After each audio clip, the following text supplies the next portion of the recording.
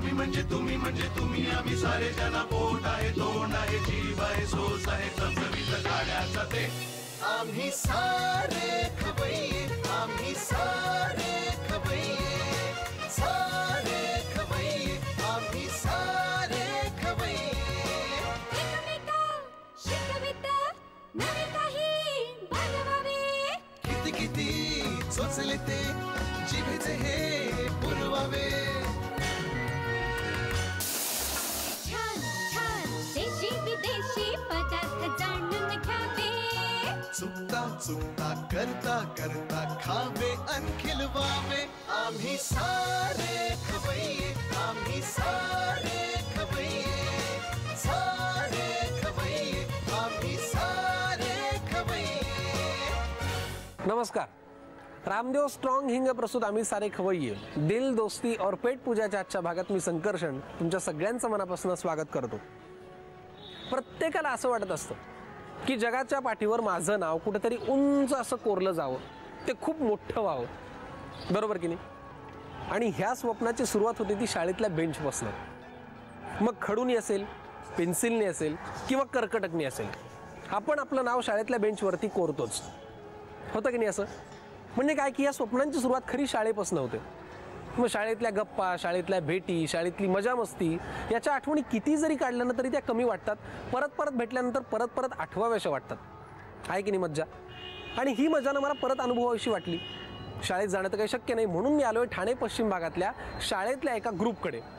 त्यांच्याकडे आपण जाणार आहोत, गप्पा मारणार आहोत, बघूयात त्यांच्या शाळेतल्या रिसेंटली घडलेल्या काय काय आठवणी आहेत त्याही शेअर करूयात आणि त्यांच्याकडनं पाहूयात तुमच्यासाठी नवीन रेसिपीज।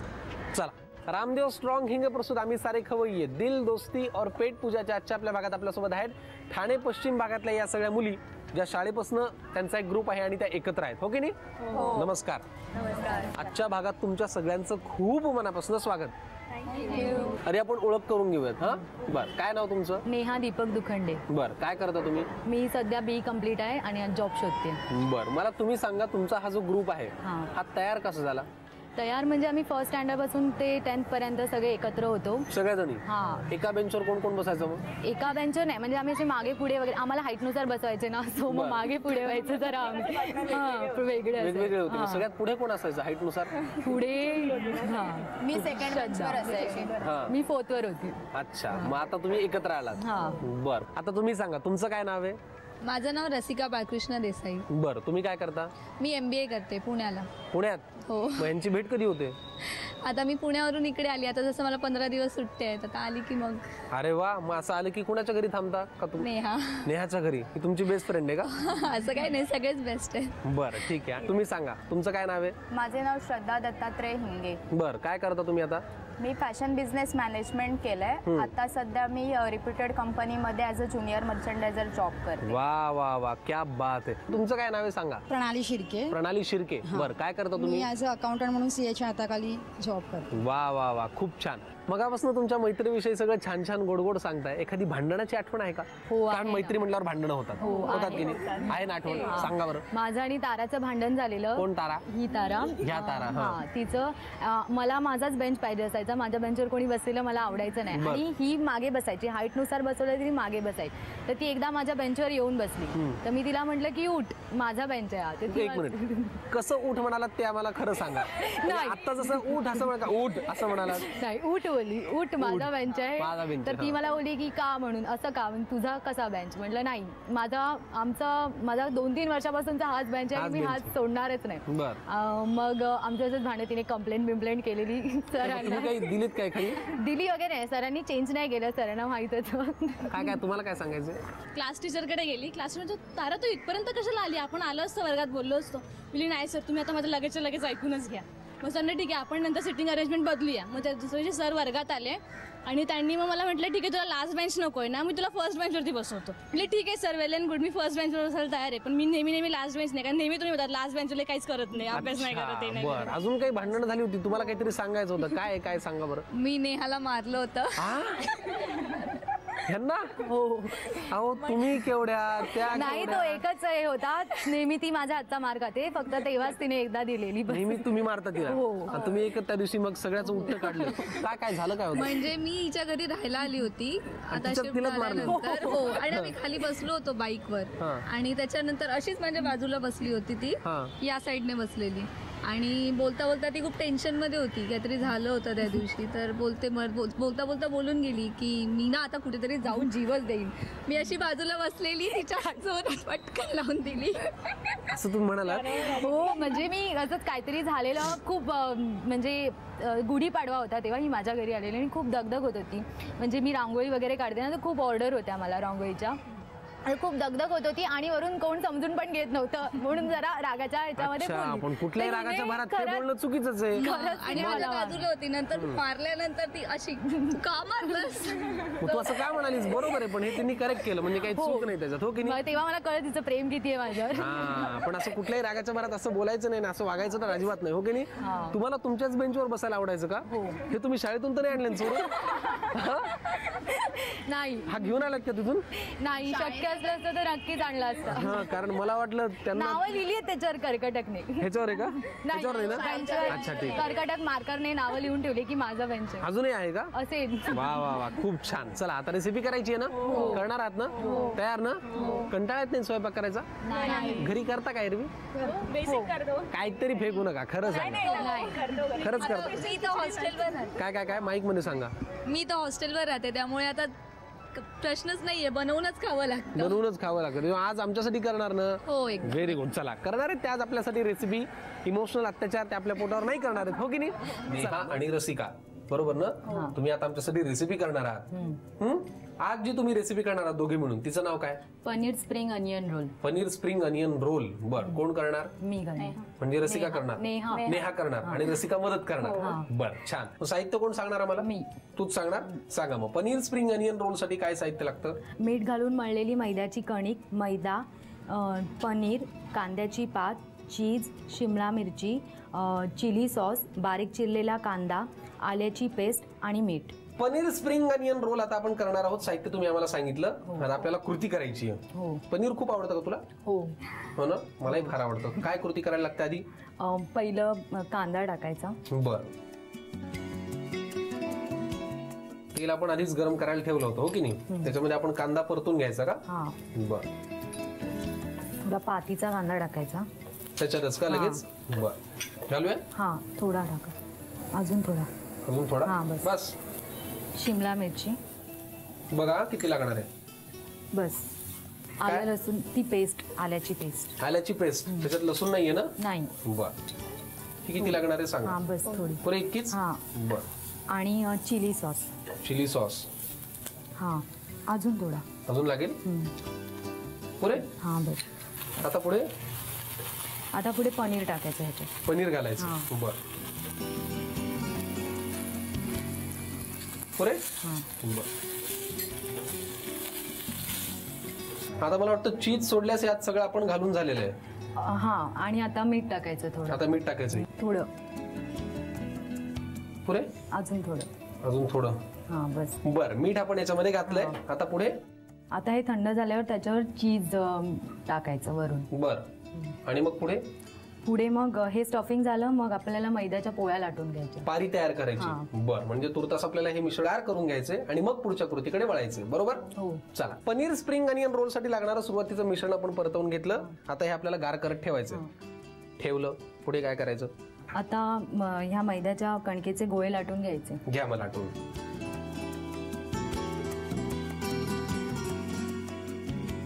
तुला येतात का मग पोळ्या लाटता हो नेहा हो येतात ना फक्त कधी कधी नकाशे बनतात कधी कधी नकाशे होतात मग आता ही मैद्याची पोळी नकाशात कशी काय मग ट्राय करते स्क्वेअर मध्ये कापायची अच्छा अशी ती कापायचीच आहे याच्यातनं पळवाट त्यांच्याकडे आहे बर आता झालंय का हे थोडी पातळ लाटायची अच्छा बर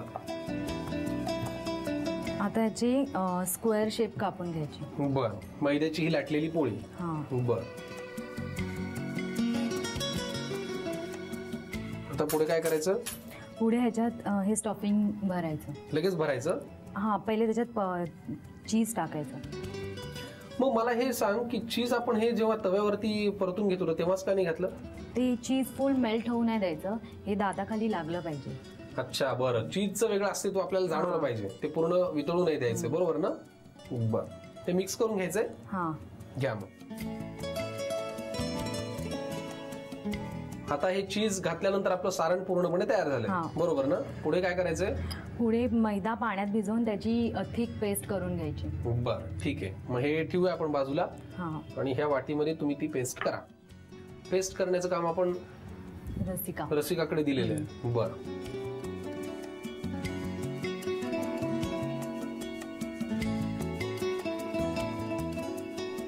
मैद्याची पेस्ट तयार झालीये. छान, आपण ती वापरूयात. आता पुढे काय करायचंय? आता या स्क्वेअर मध्ये आपण स्टफिंग भरून घेऊ. बरं, लाटलेल्या मैद्याच्या पोळीमध्ये पुरे एवढं नाही, अजून थोडं लागेल. मग ही आपण आकारात अजून थोडी मोठी करू शकतो ना? हो, म्हणजे जशी साईज पाहिजे छोटी मोठी. आता जे आपण पेस्ट बनवली आहे ना ती इथे कॉर्नरला लावायची. बरं, आणि हे पॅक करायचं. पॅक करून घ्यायचं. Very good. आणि मग दोन बाजूंनी? नाही, दोन्ही बाजूंनी तसंच उघडच ठेवायचं. पण मग ते सारण त्याच्यातनं बाहेर येणार नाही? नाही येत. नक्की ना? नाही येत. बरं, पण आपण काय आता एवढं एक काय आपल्याला पुरणार नाही. तुमचा ग्रुप आहे, मी आहे, मग आपण जरा करून घेऊयात ना. पनीर स्प्रिंग अनियन रोल आम्ही आता तुर्तास करून घेतलेले आहेत, ते अजून जरा संख्येने वाढवूयात आणि मग डीप फ्राय करूयात, बरोबर ना? चला.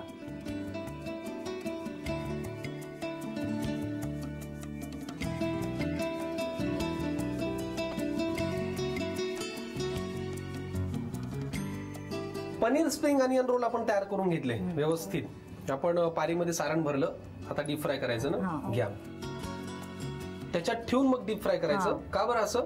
कारण की ते त्याला जास्त पण नाही करायचं, जस्ट गोल्डन कलर आला पाहिजे त्याला. अच्छा बरं, म्हणजे ते झाऱ्यामध्ये व्यवस्थित ठेवून खाली सुटणार नाही अशा पद्धतीने डीप फ्राय करायचं, हो की नाही? आणि त्या कडाच्या सारण ही बाहेर येत नाही त्यामुळे.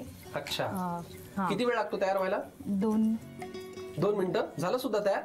Very good. Paneer spring onion roll 2 मिनिटात तयार होत आहेत. पटकन तुम्ही लिहून घ्या या रोल साठी लागणारं साहित्य आणि कृती. पनीर स्प्रिंग अनियन रोल्स बनवण्यासाठी लागणारं साहित्य: भिजवलेला मैदा, पनीर, कांद्याची पात, चीज, सिमला मिरची, चिली सॉस, कांदा, आल्याची पेस्ट आणि मीठ. कृती: प्रथम फ्रायपॅन मध्ये तेल गरम करून त्यामध्ये कांदा परतून घ्यावा. त्यामध्ये कांद्याची पात, सिमला मिरची, आल्याची पेस्ट, चिली सॉस, पनीर आणि मीठ घालून मिश्रण थंड करून घ्यावं. या मिश्रणामध्ये चीज घालावं. भिजवलेल्या मैद्याची पोळी लाटून ती चौकोनी आकारामध्ये कापून घ्यावी. मैद्यामध्ये पाणी घालून मैद्याची पेस्ट तयार करावी. कापलेल्या पोळीमध्ये भाज्या आणि पनीरचं स्टफिंग भरावं. कडांना मैद्याची पेस्ट लावून पोळीचा रोल करून घ्यावा. Paneer spring onion rolls deep fry करून सर्व्ह करावेत.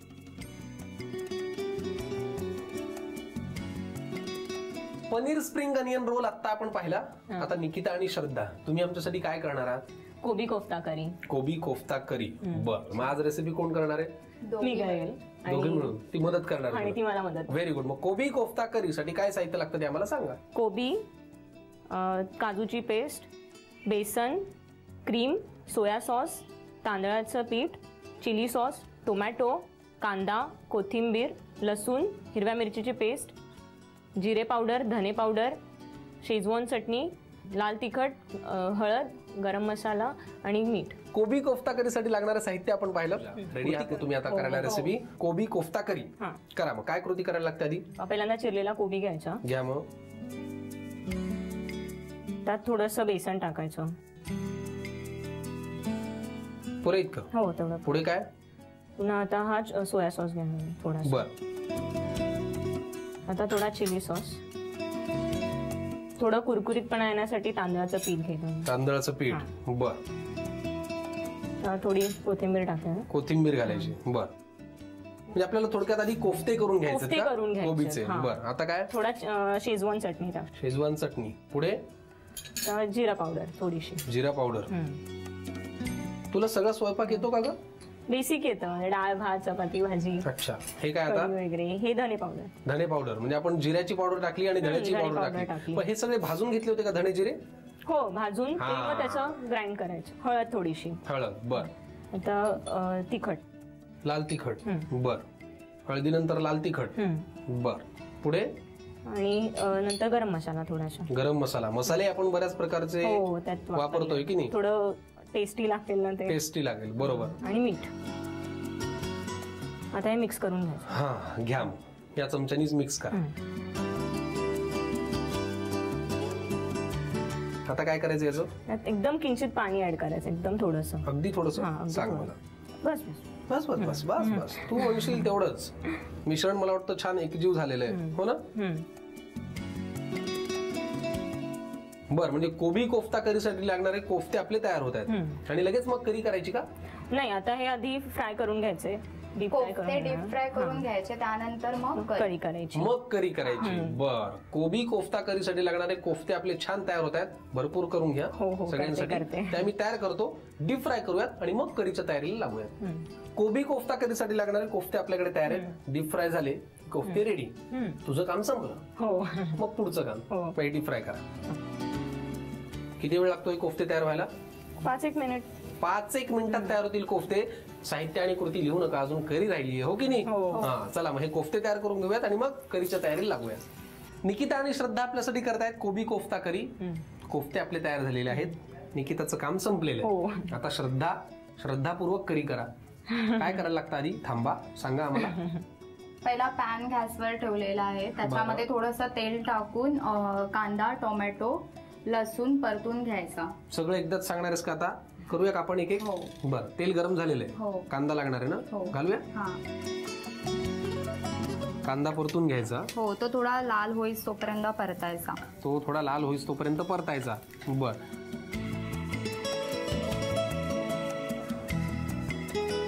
बर, कांदा घातला, टोमॅटो घातले, पुढे काय? लसूण. बस, हे आता काढून घ्यायचं आपल्याला प्लेटमध्ये. बरं, आणि मग पुढे काय करायचं? ह्याचं आपण मिक्सरला वाटण करून घ्यायचं. कोबी कोफ्ता करीसाठी लागणारे कोफ्ते आपण तयार करून घेतले आणि करीसाठी लागणारी जी प्युरी आहे ती तयार करायची. कळलं तुम्हाला? आम्ही याच्यात काय काय घातलं ते लिहून घ्या आणि आता आपण याची प्युरी तयार करून घेऊयात. कोबी कोफ्ता करीच्या करीसाठी लागणारे हे वाटण आपण तयार करून घेतलं. लगेच वापरायचं का हे? हो, आता तेल टाकलेलं आपण, त्याच्यामध्ये हे तेल सुटेस तोपर्यंत परतायचं हे वाटण. हो, बर. तुला माहितीये का श्रद्धा, मी पण पूर्वी इतकाच घाबरायचो, पण आता खवय्येगिरीने मला ही सवय लागली, त्याच्यामुळे मी पण आता घाबरत नाही. आता थोडी हळद घालायची. आता पुढे काय करायचं याच्यात? लाल तिखट आपल्या ह्याच्याप्रमाणे चवीनुसार घालावं. बर, मग तू सांग. अजून घाला. अजून लागेल? अजून? बापरे, तिखट खातेस म्हणजे तू? हो. बर, बस. गरम मसाला ऍड करायचा याच्यामध्ये. बर, पुढे काय करायचंय? ह्याच्यामध्ये आपण ना थोडं गरम पाणी करून घ्यायचं आणि ते ऍड करायचं. गरम पाणी करून घेतलेलं आहे तुम्ही, हुशार आहात तुम्ही. आता ऍड करायचं. सगळं लागेल ना? बघा, आपण गरम मसाला, लाल तिखट, हळद, मीठ सगळं घातलं. मीठ नाही घातलं आपण, मीठ घालायचं आता. मीठ घातलायचं आता. बर, घालूया का मीठ? मीठ चवीनुसार घालायचं. बघ बरं. हा, आणि ना काजूची पेस्ट ऍड करायची. काजूची पेस्ट लगेच घालूया. अजून लागेल? काजूची पेस्ट घातल्यामुळे थोडा घट्टपणा येतो ग्रेव्हीला. बस, बरोबर. पुरे इतकी? छान झाली का करी आता? हो, आली आहे ना? मग आता हे कोफ्ते लगेच सोडायचे. गॅस बंद करून कोफ्ते सोडले. मग ते कोफ्ते सोडल्यानंतर असं मिक्स करून घ्यायची गरज नाही का? नाही, असं काय नाही. ते आता त्याच्यामध्ये 5 मिनिटं त्याच्यावरती झाकण ठेवायचं. बरं, ते मिक्स होणार ना. बरं, आणि ह्याचं काय काम आहे मग आता? फ्रेश क्रीम वरतून ऍड करायचं. लगेच करायचं? फ्रेश क्रीम आपण याच्यावरती आता घालतोय. छान सायचं ना थोडक्यात ही, बरोबर की नाही? अशा प्रकारे ही कोबी कोफ्ता करी तयार. पण आता आपण ही सर्व करू शकतो. अहो, सर्व कराल हो, पण त्याच्यासोबत खायला काय? नान खाऊ शकतो, भात वगैरे असं काहीतरी. नान, चपाती तुम्ही तुमच्या घरून घेऊन या आणि खा. ते करणार नाहीस का काय आमच्यासाठी? प्रश्न पडलाय त्यांना, आपण उत्तर शोधूया, पण त्याआधी तुम्ही लिहून घ्या कोबी कोफ्ता करीसाठी लागणारं साहित्य आणि कृती. कोबी कोफ्ता करी बनवण्यासाठी लागणारं साहित्य: कोबी, काजूची पेस्ट, बेसन, चिली सॉस, तांदळाचं पीठ, सोया सॉस, क्रीम, टोमॅटो, कांदा, कोथिंबीर, लसूण, हिरव्या मिरचीची पेस्ट, धणेपूड, जिरेपूड, शेजवान चटणी, गरम मसाला, हळद, तिखट आणि मीठ. कृती: प्रथम एका बाउलमध्ये चिरलेला कोबी घेऊन त्यामध्ये बेसन, सोया सॉस, चिली सॉस, तांदळाचं पीठ, कोथिंबीर, शेजवान चटणी, जिरेपूड, धणेपूड, हळद, तिखट, गरम मसाला, मीठ आणि पाणी घालून मिश्रण एकजीव करून घ्यावं. या मिश्रणाचे कोफ्ते तयार करून ते डीप फ्राय करून घ्यावेत. दुसऱ्या कढईमध्ये तेल गरम करून त्यामध्ये कांदा परतून घ्यावा. त्यामध्ये टोमॅटो आणि लसूण घालून हे मिश्रण मिक्सरमध्ये वाटून घ्यावं. कढईमध्ये तेल गरम करून त्यामध्ये तयार वाटण परतून घ्यावं. त्यामध्ये तिखट, गरम मसाला, गरम पाणी आणि मीठ घालून ग्रेव्ही तयार करावी. या ग्रेव्हीमध्ये काजूची पेस्ट घालून एक उकळी काढावी. त्यानंतर त्यामध्ये कोबीचे कोफ्ते घालावेत. वरून फ्रेश क्रीमचं गार्निशिंग करून डिश सर्व्ह करावी.